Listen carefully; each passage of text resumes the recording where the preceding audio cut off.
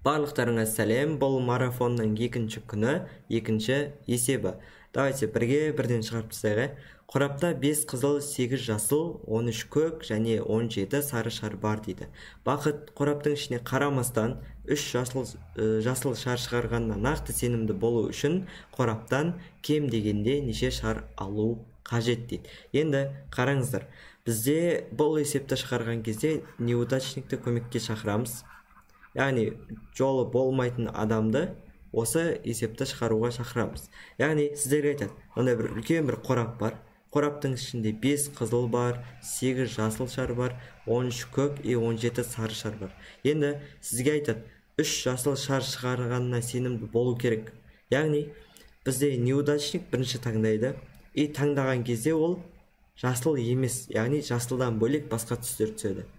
5 қызылдан мысалы ең бірінші таңдайды, қызыл түседі.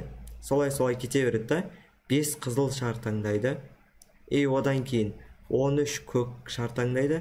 Если 13 көк шардан кейін міне жасыл шарды таңдап кететін болса, ол удачник болып кетеді. Ал бізге керегі қандай адам? Ол неудачник адам. Яғни 3 жасыл шар пока что оған шықпау керек. 13 көк шар түседі. Одан кейін 17 рет сары шар түседі. Енді қараңыздар, одан кейін бізде мынау 5 қызыл шарды алды, уже 13 көк шарды алды, 17 сары шардың бәрін тауысып болды. Енді ода тек қана жасыл ғана шар қалды.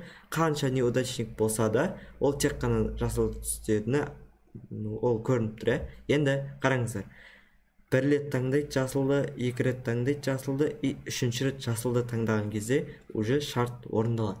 Яғни бізге ең алғашқы рет 5 рет таңдайды, 13 рет таңдайды, 17 рет таңдайды, соңында 3 рет таңдайды.